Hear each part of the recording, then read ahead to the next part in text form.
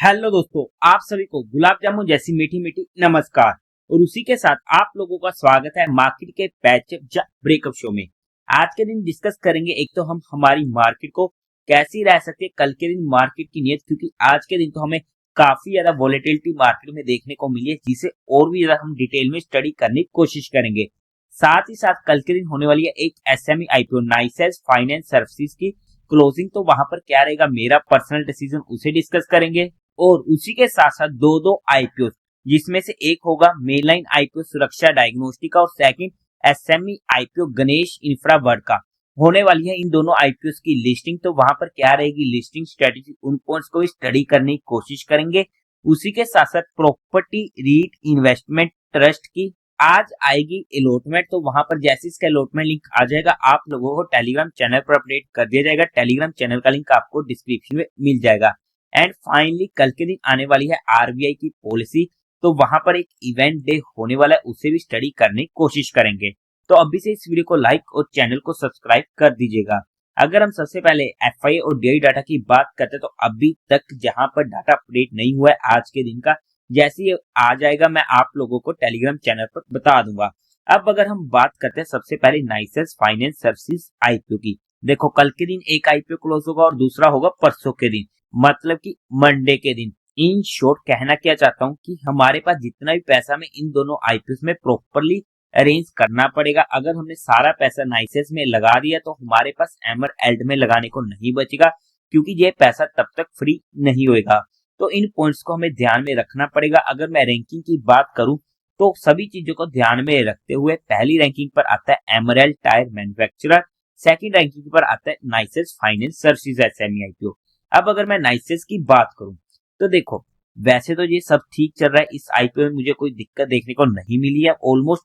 लेकिन यहाँ पर जिस तरीके से कंपनी के फाइनेंशियल हमें तेजी से ग्रो होते हुए देखने को मिले, उस वजह से मेरा थोड़ा सा मन में शंकाएं आ जाती है, जिसकी वजह से मुझे थोड़ा सा इस आईपीओ में कॉन्फिडेंस नहीं आ रहा है एज कम्पेयर टू एमरएल। बट हाँ, इस आईपीओ को मैं स्टडी करने वाला हूँ, but being and highly aggressive होकर ही यहाँ पर मैं इसे स्टडी करूंगा। अगर मुझे क्वालिफाइड की तरफ से ऑलमोस्ट 50x और एचएन की तरफ से ऑलमोस्ट 100x का सब्सक्रिप्शन देखने को मिल जाता है, तब तो मैं इसे इजीली अप्लाई कर दूंगा अपने हर फैमिली मेंबर के अकाउंट से। अदरवाइज कुछ नामों से मैं इसको स्टडी करने की कोशिश करूंगा। ये मेरा इसमें फाइनल डिसीजन होने वाला है। बट आप लोग क्या करने वाले हो इस आईपीओ में कमेंट सेक्शन में बता दीजिएगा, और कोई भी एक्शन लेने से पहले एक बार अपने फाइनेंशियल एडवाइजर से कंसल्ट कर लीजिएगा। अगर हम इसकी जीएमपी की बात करते हैं तो आज के टाइम पर 36% के करीब का हमें देखने को मिलने वाला है। अब अगर हम बात करते हैं जिन आईपीओ की कल के दिन होने वाली है लिस्टिंग, गणेश इंफ्रा वर्ड की एंड सुरक्षा क्लिनिक डायग्नोस्टिक की। पर्सनली मैंने गणेश को अप्लाई किया था, जो मुझे अलॉट नहीं हुआ है। अगर हम दोनों आईपीओ में लिस्टिंग स्ट्रेटेजी की बात करते हैं तो सबसे पहले अगर मैं मेनलाइन आईपीओ की बात करूं, क्योंकि ये आईपीओ मैंने अप्लाई नहीं किया था तो मुझे मिलेगा भी नहीं। बट अगर ये आईपीओ मेरे पास होता तो इसमें मेरी सिंपल सी स्ट्रेटेजी रहने वाली थी कि जैसे ये आईपीओ लिस्ट होता है मैं वहां पर इमीडिएट बुक करने की कोशिश करता हूँ, क्योंकि मेरा हर आईपीओ में यही रूल चलता है। और अगर मैं बुक नहीं भी करूंगा तो बाकी आईपीओ कैसे लगाऊंगा, तो उन सभी पॉइंट्स को ध्यान में रखते हुए मेरा हमेशा रूल रहता है कि हर आईपीओ को मैं साथ के साथ बुक कर जाता हूँ। तो अगर ये आईपीओ मेरे पास होता तो इस आईपीओ में मेरी यही स्ट्रेटेजी रहने वाली थी कि मैं इसको भी इमीडिएट बुक कर जाता, चाहे वो मुझे लिस्टिंग गेन दे चाहे लॉस दे। मेरा काम होता है सिर्फ और सिर्फ लिस्टिंग गेन के लिए अप्लाई करना, मिलता है ठीक है, नहीं मिलता तब भी ठीक है। अगर ये आईपीओ एक अच्छे मुनाफे पर खुल जाता है कि एक अच्छे लिस्टिंग गेन पर खुल जाता है 15 से 20% पर, तो वहां पर हो सकता था कि मैं इस आईपीओ में 50% क्वांटिटी को इमीडिएट बुक करके बाकी रिमेनिंग 50% क्वांटिटी को पहले 15 मिनट के लो पर ट्रेल कर जाऊं। ये मेरी इसमें स्ट्रेटेजी हो सकती थी। बट आप लोग अपने रूल्स खुद बनाइएगा अपने माइंडसेट को ध्यान में रखते हुए। अब अगर हम बात करते हैं एसएमई आईपीओ की गणेश इंफ्रावर्ड की, तो अगर मैं इस आईपीओ में बात करूं तो एक ऐसा आईपीओ होने वाला है जहां पर अगर मैं लिस्टिंग स्ट्रेटेजी की बात करूं एसएमई आईपीओ में, तो मेरी हमेशा ही लिस्टिंग स्ट्रेटेजी स्ट्रिक्ट रहती है कि जैसी वो आईपीओ लिस्ट होता है मैं वहां पर इमीडिएट प्री ऑर्डर में निकल जाता हूँ। उसके बाद वो आईपीओ डबल हो रहा है, ट्रिपल हो रहा है, आधा रह रहा है, मुझे फर्क नहीं पड़ता। मेरा काम था लिस्टिंग लेना, मिला तब भी ठीक, नहीं मिला तब भी ठीक, वहां पर निकल जाता हूँ। बट एक इंटरेस्टिंग आईपीओ आज के दिन मुझे देखने को मिल रहा है, जितना हमने इस आईपीओ को स्टडी करने की कोशिश की है, तो वहां पर 55% चांसेस है, ज्यादा नहीं बोलूंगा, क्योंकि यहाँ पर प्योरली और प्योरली तुक्केबाजी हो जाती है, सट्टेबाजी हो जाती है।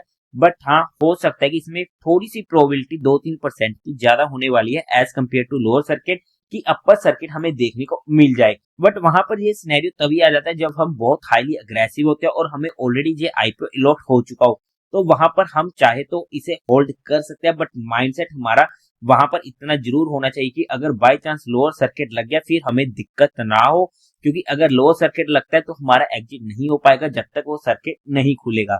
बट क्योंकि ये आईपीओ मुझे अलॉट नहीं हुआ है, तो क्या मैं इसे खुलते ही बाय कर लूंगा?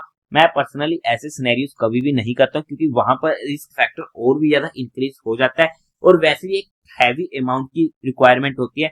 जैसे कि अगर ये आईपीओ हम खुलते ही लेना चाहे तो ऑलमोस्ट 2.5 लाख के करीब की एप्लीकेशन चाहिए वहां पर एक लोट को खरीदने के लिए। तो वहां पर मेरे रिस्क रिवॉर्ड रेशियो को देखते हुए मैं इतनी बड़ी अमाउंट का जहां पर रिस्क नहीं लेने वाला हूं, तो मैं वहां पर खुलते ही ऐसे सिनेरियो नहीं करूंगा कि इस आईपीओ को मैं बाय कर लूं। हाउ एवर, आप लोगों को अगर ये आईपीओ अलॉट हुआ है तो आप सभी को एडवांस में कांग्रेट्स। और क्या करने वाले हो आप लोग इस आईपीओ में कमेंट सेक्शन में बता दीजिएगा, और कोई भी एक्शन लेने से पहले एक बार अपने फाइनेंशियल एडवाइजर से कंसल्ट जरूर कर लीजिएगा। और अब अगर हम बात करते हैं हमारी मार्केट की, तो उससे पहले आप लोगों को म्यूचुअल फंड में या इंश्योरेंस सेगमेंट में किसी भी तरीके की कोई भी हेल्पलाइन की जरूरत है, जहां आप लोग चाहते हो कि being a mutual fund distributor हम आपका पैसा मैनेज करने में आपकी हेल्प करें, तो आपको डिस्क्रिप्शन में मेरा फोन नंबर मिल जाएगा, आप मुझसे कांटेक्ट कर सकते हैं। अब अगर हम हमारी मार्केट की बात करते हैं, देखो आज के दिन मार्केट में हुआ क्या। मार्केट खुलती है, नीचे को आती है, फिर मार्केट ऊपर को जाती है, फिर वहां पर हल्का सा टाइम पास करके फिर से ऊपर को चली जाती है, और फिर से सेकंड हाफ में हमें एकदम से नीचे को आती हुई देखने को मिलती है और क्लोजिंग फिर से ऊपर को जाकर दे देती है। मतलब कि अच्छी खासी वॉलेटिलिटी, अच्छा खासा एक्सपायरी ड्रामा हमें आज के दिन देखने को मिला। बट अगर आपने कल की वीडियो को नहीं देखा ना, तो एक बार जरूर देख लीजिएगा। हमने वहां पर स्पेशली डिस्कस किया था कि अगर मार्केट ऊपर को जाती है और वहां पर ऑप्शन में कॉल सेलर ट्रैप होते हैं फर्स्ट हाफ में, तो वो पूरा का पूरा दम लगा देंगे जितने भी यहाँ पर लोग फंसे हुए हैं, कि वो मार्केट को एक बार नीचे को लेके आए और वहां पर अपनी पोजीशंस निकाल सके। और वैसा ही कट कॉपी पेस्ट हमें होते हुए देखने को मिला। बट इन कंडीशन कि ये वाली जो मूव होनी चाहिए ये फर्स्ट हाफ में होनी चाहिए, तभी हमें नीचे की मूव देखने को मिल सकती है। ये हमारे पास सिनेरियो बना हुआ था।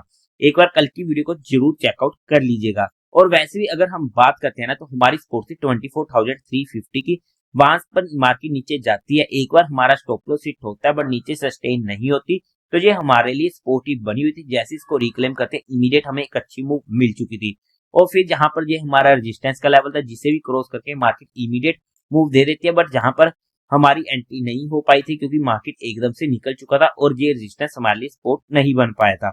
अब अगर हम कल के लिए मार्केट की बात करते हैं, तो सिंपल सी डिस्कशन होने वाली है, क्योंकि सबसे पहले तो कल के दिन होने वाली आरबीआई पॉलिसी।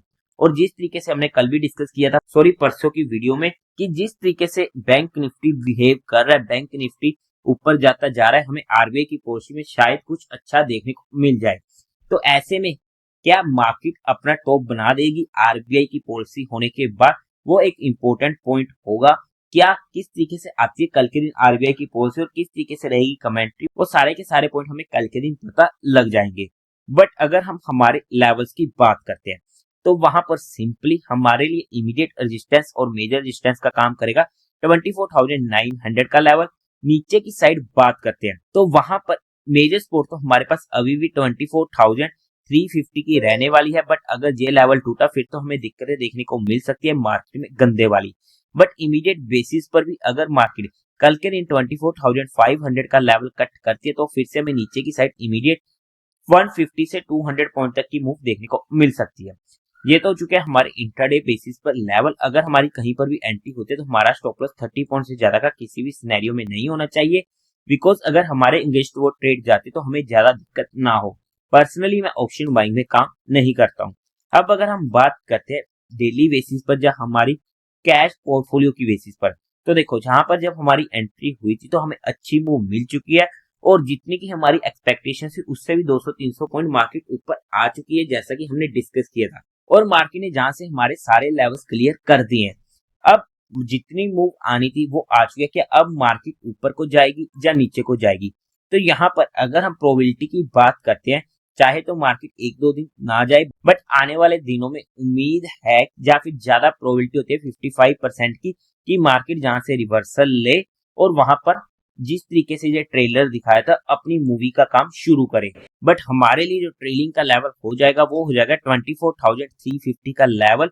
बट अगर हम चाहें तो जितनी भी क्वांटिटी हमने यहाँ पर बाय करी है उसका कुछ पोर्शन हम यहाँ पर बुक कर भी सकते हैं, like 25 to 50% based on our mindset की क्या बनता है उसके बेस पर ही हमें कोई एक्शन लेना पड़ेगा। बट हमने यहाँ पर सिर्फ चीजों को एजुकेशनल लर्निंग पर्सपेक्टिव स्टडी किया है, क्योंकि सबसे इंपॉर्टेंट होगा कल के दिन आरबीआई की पॉलिसी क्या वहां पर सिनेरियो बनता है, उसी के बेस पर ही हमारी आगे की मूव की डिस्कशन होगी। हाउएवर हमने यहाँ पर जितनी भी चीजें डिस्कस करी है वो सिर्फ एजुकेशनल लर्निंग पर्सपेक्टिव करी है, किसी भी तरीके कोई भी इन्वेस्टमेंट टिप्स या एडवाइस नहीं है।